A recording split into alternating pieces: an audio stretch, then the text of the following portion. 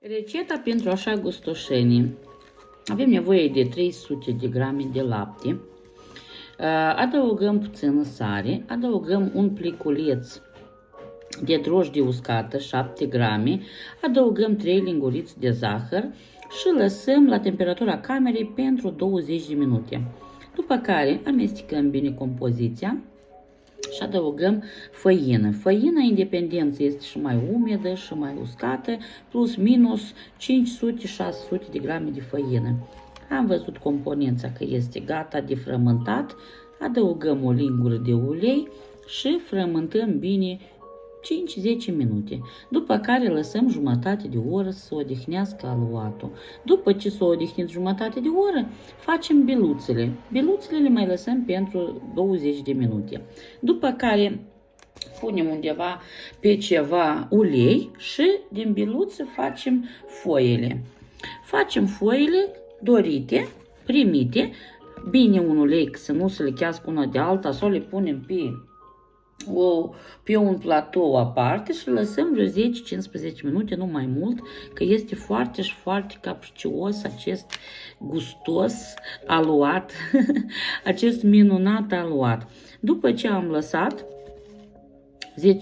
minute, noi deja întindem folia cu mâna. Absolut cu mâna. Se întinde foarte și foarte ușor. Umplutura o facem la preferință. Se poate cu cartofi, se poate cu varză, se poate cu brânză, se poate cu verdeață, se poate fără.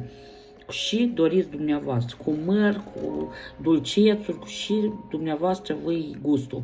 După ce ați pus umplutura, le-ați rulat și uitați-vă cât de frumos o primit. Le-ați pus pe o tavă. Exemplu la mine este hârtie pentru copt, uns cu ulei, le-am aranjat, după care le-am uns cu gălbănuș de ou, puțin bătut cu sare și susan, conjut. Am încins cuptorul și am dat această gustoșenie la cuptor. Maxim, la maxim temperatură am dat-o până când o prins fața bine dorită, după care am dat minim la 100. Înapoi la 100 și am lăsat aproape la o oră. A fost copt foarte și foarte bine. Asta este o rețetă universală, globală.